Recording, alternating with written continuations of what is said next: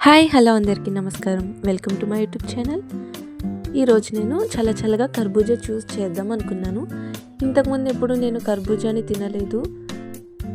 ఈసారి సమ్మర్లో పిల్లల కోసం ఆలోచించే ముందు కొంచెం ఎక్కువగానే ఆలోచిస్తాంగా. ఫ్రూట్స్ అన్నీ అలవాటు చేయాలని చెప్పి ఫ్రూట్స్ తీసుకున్నప్పుడు ఈ కర్బూజా తీసుకున్నాం.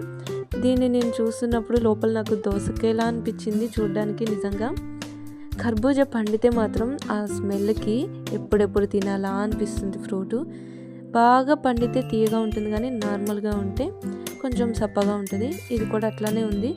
సో అందుకే జ్యూసే బెటర్ అనిపించింది.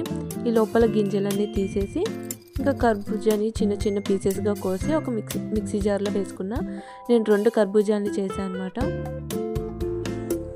ఈ గింజలన్నీ పక్కన పెట్టేసి ఇంకా పీసెస్ అన్నీ చిన్న చిన్న పీసెస్ వేసుకొని మిక్సీ జార్లో కొంచెం చక్కెర పాలు పోసుకొని మిక్సీ పట్టుకోవాలి. ఆల్రెడీ కొంచెం స్వీట్గా ఉంది కాబట్టి చక్కెర చూసేసుకోవాలి, మన స్వీట్నెస్కి తగ్గట్టు. పాలు పోసుకోవాలి, ఇంకా కావాలంటే వాటర్ కూడా యాడ్ చేసుకోవచ్చు. మనకి ఈ జ్యూస్ అనేది మరీ తిక్కుగా ఉన్నా కూడా అంత మంచిగా అనిపించదు. సో కొంచెం నార్మల్గా ఉండేటట్టు చూసుకోవాలి. పాలు సరిపోతే వాటర్ యాడ్ చేసుకోవచ్చు. పాలైతే ఇంకా టేస్టీగా ఉందన్నమాట.